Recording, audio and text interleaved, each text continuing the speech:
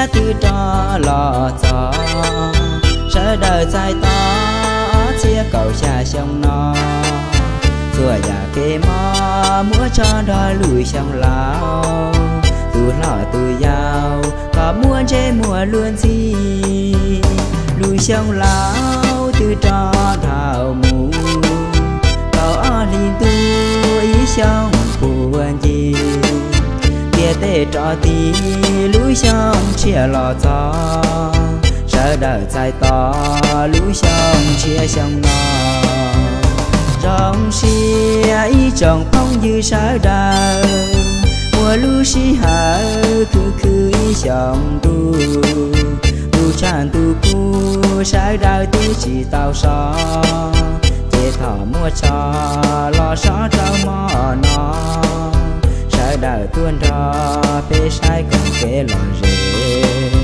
ý chồng phong như lấy từ chỉ tao mua tu ý già ly cu chế thọ sợ đời cha tê còn kể lò rể nhỏ trao mò nó sông chia sông nó thọ cỏ sợ đời mua tu ra cá nó thọ mua lo lù công mong thơ bê chồng mong nhỏ thong là khan tu bê chua tu chỉ nhiên chỉ cu chỉ tao tu lu mò ý chẳng tuôn dài lùa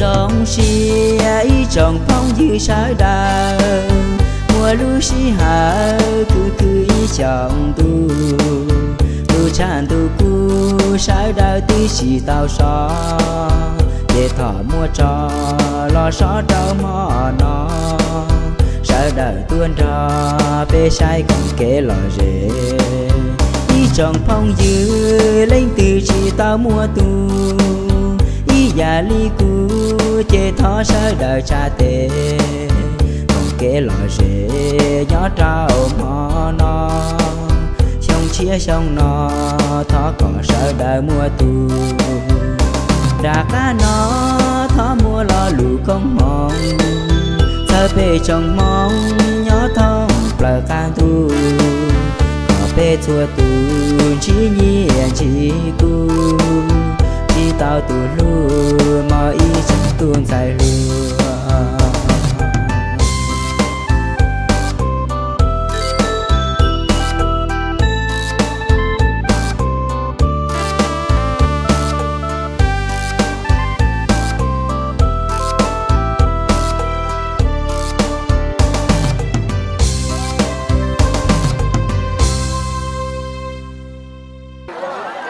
nhớ trong cái chồng đi với đây rồi để nó cũng giờ cũng không cũng nhớ trên bãi thôi cũng cần để cho trong tháng kia nó giờ lúc đó giờ lúc xa gì thì trong cái xem cầu xa nhớ rồi cái thời gian là lúc đó bây giờ tôi xài mông cần để nhớ cho luôn trong hai cái tôi nó đi chồng nhớ trong cần nó cho đi nhưng tiếp theo thì nó cũng để cho cái sự điều mình sẽ phải sẽ bỏ đi chăn đấy sẽ đi một cộng bọn nên một lần đâu già bầu lần đâu già có thể nói là một trang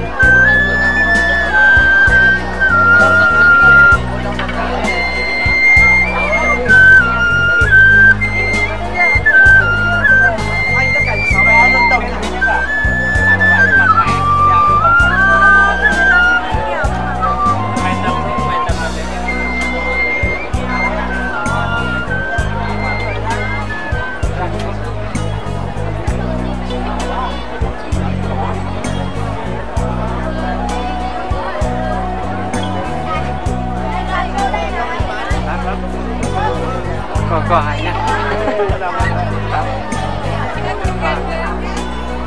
giống một đấy con cả đấy thằng bà tao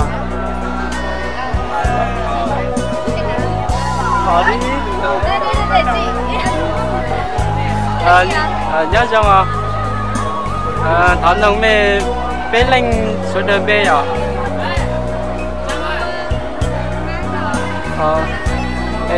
con đấy tụi mỏ con đấy em mẹ số đơn nhá có thì tôi cần đợi trong đời nó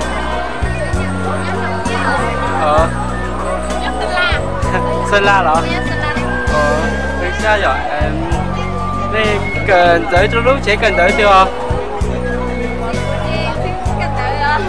đó thì tôi không lười đó lúc nó tôi nói với cho này nói em mình sẽ chơi bỏ tao trong đi chặt thôi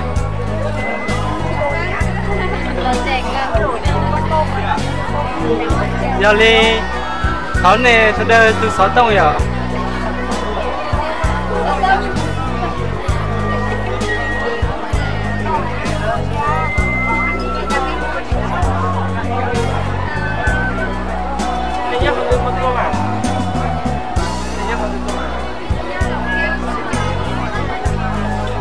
của tao nè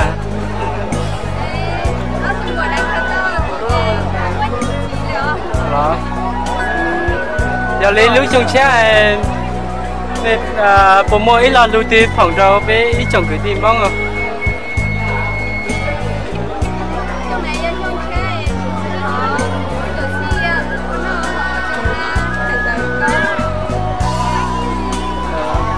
đi ở chợ nữa thở với tụi nó bây giờ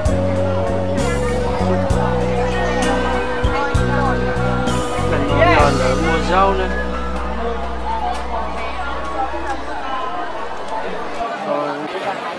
đây nói chuyện với đi dạ nói gì bây giờ em chẳng biết nói gì cứ nói đi nhớ ra thôi bộ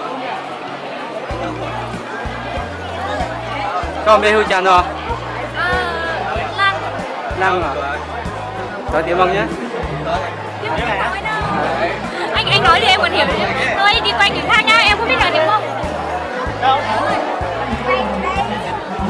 Right đây, chạy đâu hết rồi. Đâu. À dạ. Cái xinh đây mà. Xe bình đô. Nhớ do từ bộ. Xe bình đô là các bạn mà. Đó, nó còn nông bê phu chàng rồi. Bạn rồi. Còn nhớ có tí tôi cần tới là nó đây. Em cần nước chỉ cần đá cho. Đó. Còn trong đó tôi nói biết cho này nói có bọt đâu là bên mông nó này nói luôn như chăng. Sẽ nó quá chút rồi. Có sáng đến tôi chúc không có một tấm một thứ luôn đây là quái kìa, đây có phải của này các thứ gì của nhau nó nông chè có một tấm một thứ nữa là là nó hay thứ nữa không chả đúng luôn thì tôi có nhẹ nhàng năm bờ cô như của con bờ cá em một kiểu nhá con sẽ quay có từ không có tán nó từ nữa em con từ 6 tông giao ly cho nó rõ nó là 6 tông đấy chỉ một máy nữa anh chỉ mua đúng không còn đâu anh zip xuống của anh cơ em lúc trong xe nó cho lại có một mấy là lưu tiền phòng trâu biết ít chồng cái tìm mong nhau thông tin đẹp tên rồi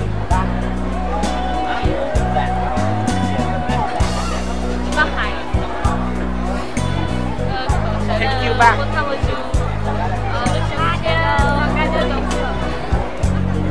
giao lưu cháu nữa nhớ cho tôi một nhớ cho mà em họ nông có lúc biêu chàng thôi thay xỉn nha xỉn nha nó nhớ nó khó tí tôi cần tới nè nhớ về chặt đấu Yên Bái xong nữa cởi xong thì chơi đó đây nó cởi những cái cậu à em có cởi lúc chỉ cần tới khu ly chan thôi từ học về hành chính quốc gia chính quốc gia đó xong nó có tôi nó biết cho để nó có bỏ tao trong ly trà thôi. Là cái đấy là tôi nói là bỏ trong ly trà cũng đi nhầm cũng sẽ vì sao nó nhà hay là chuyện cha đi à? Có bố mấy lần luôn từ giữa phòng rồi với tìm ông nhỏ từ lúc ăn từng nó. Là cũng chỉ có hai nhà ta phòng nó có mấy món nó biết cho loại gì, tôi đã chỉ là nó đã chỉ thấy là thì nhớ trong suy xét là. Có từ 6 tông này rồi, cô ly trà rồi. Là họ thì bây giờ có hai luôn muốn. Gửi hai không? Hai luôn số một lá. Nhớ cho lên một. Nhớ cho. Thọ nông có lớp bên trà nó. Lúc bên luôn trong sinh ra đó nhớ em phải một cái chén thôi. Em có tôi cần tới đâu lúc chỉ cần tới chưa nữa.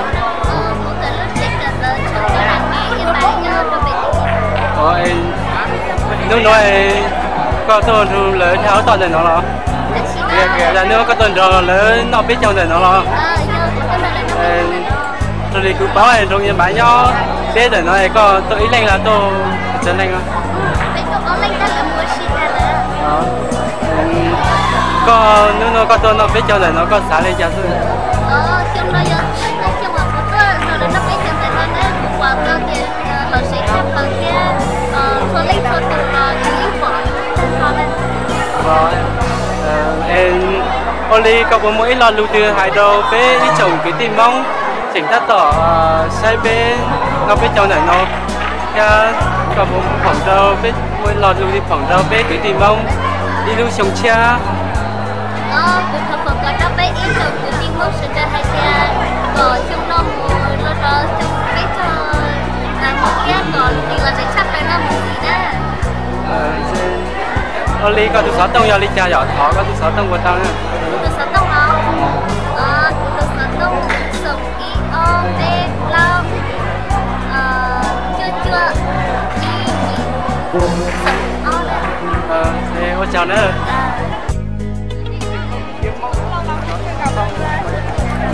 Nhớ cho anh một. Nhớ cho. Đó nông ca lúc về bọn tao à? Đó em sảnh mong đá chia hay nhớ có gì tôi nãy à? Em có tôi cần đỡ đâu để nó là do có tôi để họ thì tôi nó biết trong lúc nó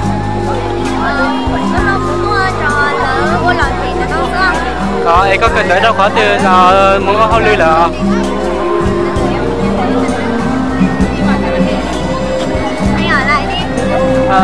có muốn có hao lư là có chỉ cần đỡ đâu có từ chỉ cần đỡ sao? lúc nó có tôi nó biết cho này nó có bỏ tao thì chắc biết cho trong nó trong đi trà sư chắc biết cho trong nó là để chơi chứ là cho nhà nữa một lúc nó cũng đồng ý em bỏ tao một từ lúa mua nào từ lúa giống có tiền à cả từ lúa không có như là nè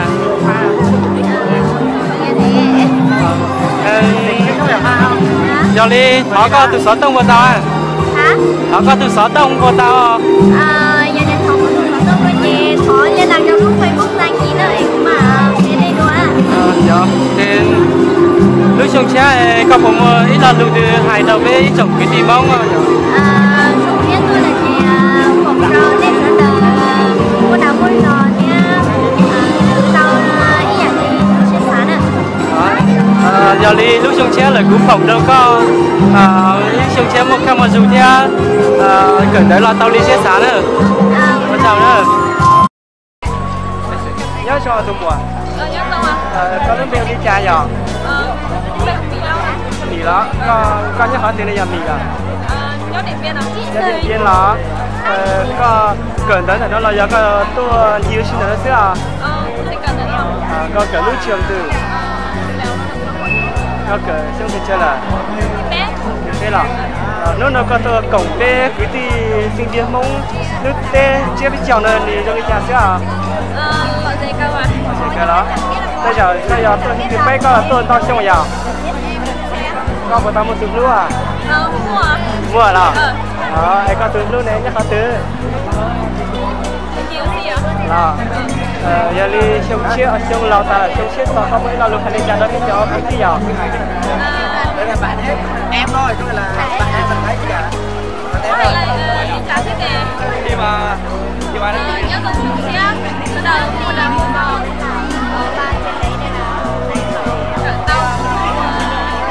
Xin là tao ý à?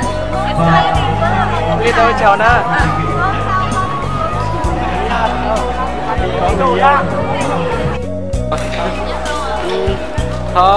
Nâng cao lúc bên hơi chào với ta hả? Lúc bên hơn trẻ đó. Trẻ á? Sảnh món chứ à? Sảnh nhà lắm. Nâng xe thật bác à? Sao bác thì con nhớ cho luôn rồng tí chứ? Có tuần này, cho luôn rồng tí tuần này nó. Sapa thì lâu cái Sapa thì tại sao nó có cần tới đâu khó tư nữa? Ta tưởng là lúc chiều này học văn hóa. Lúc chiều nào á? Hóa lúc nó rồi nha. Cho đi cũng bao mai có gió rằng cô ít từ chị su như là ít từ student nhở? Rằng cô nhân để con thực hành hay con xã để rằng cô chị su ấy rằng ít từ nên ít từ tốt nên trong đây chả. Nhân để cô chơi chị su ấy từ này đấu cha đâu là chỉ mới để vô hai khó trong bảo đi chàng chỉ mới để đi trong đi để chỉ ở trong để cho xong cái lúc mà có nhiều chuyện là có cái bác lúc bé lúc tan cho bé tao có cái em nhớ để coi thực hành đấy em nhà cô do rằng từ dạng chị su bác hay con lên mà tôi cần đấy là nó là do cô con ơi nhà ạ là nó để với giờ thì chỉ báo thầu chỉ cần lớp mấy con này thì có chị su đi đầu tới họ không có chị su đi có những họ tao cho không như cả ấy trên chị su nhau cái sau cái chị hoặc là chị su nói chị có xa đi ra có lúc ước mơ đi ra nó em có xa thì em mua tao tao ước mơ đó chị su thì chưa dưới ước mơ thế này ra thì ớt cho đi chị giá ước mơ hiện tại giá có thể là xong là rồi đang cố gắng học chị ấy chị ấy ba bé chị học biết không cái bé mô là biết là khi cần tới trên đấy đầu tiên thì nó sẽ cần tới quá chị là thì tới những cái muốn nói chị để chị muốn nói để nhau là hàng đầu tiên em u Sapa để chị su lúc company này thì họ chính thức là do họ chính sách do lúa đó chị ạ. chị su đó chị su họ chính sách là được cho do qua ý nhà liên quan qua du lịch thế nào du lịch thì nếu như chị qua thì bên qua du lịch họ có ít khó có thể là bán cái đó họ để chỉ có gì chỉ đâu một cái tới rồi sẽ sắp lại nữa nói ta bao giờ em cả bộ mấy lò lưu tiêu hai trâu bé ít chồng cái thì phong nhìn mong do thông lưới các nước phim nó trâu lưu trồng xe đó lưu xe gì lưu xe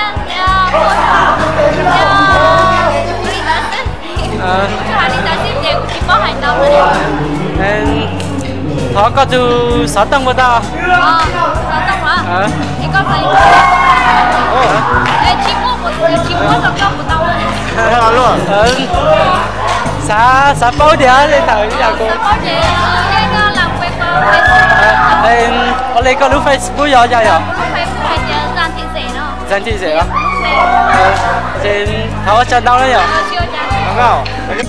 Đi Lào con tôi chọn là biết chơi nhé là con xe đi trà xe đi Lào thơ chúng tôi thấy à? Dạ có gì không? Chỉ là lâu rồi chắc không không xa thế rồi con tôi sẽ là biết cho thông sai cần nó sẽ của trong những này đi Lào rồi sẽ giờ hai cái cái sai cỡ nó còn nó là gì cha Cha rồi. cha đó cái chung này Còn tôi to bên trên nước ở cái Lào. tôi nằm mò thì nó ót rồi Gọi cái này sẽ là lên tiếng cái Lào. thế từ bây giờ không lo nữa lên không Đây đó.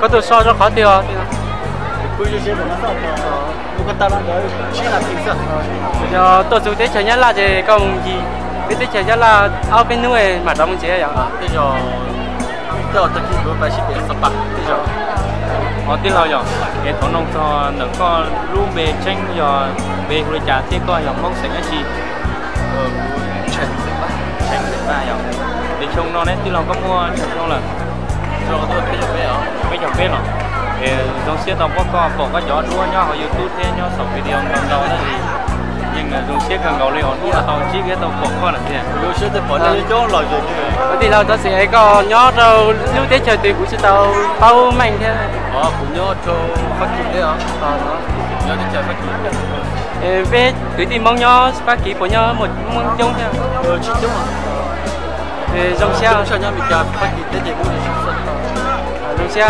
nơi đó tàu chỉ có vậy đó Nếu tôi tin là công tranh nữa ở trên ba cũng có trong cha tới đó, sau đó đi bỏ nó trong YouTube đi là nào. Con cha đi nào? Rồi có tayนั่นด้วยอ่ะผู้หญิงบอกก็เดี๋ยวผู้หญิงใช้ก็จบเล่ามัน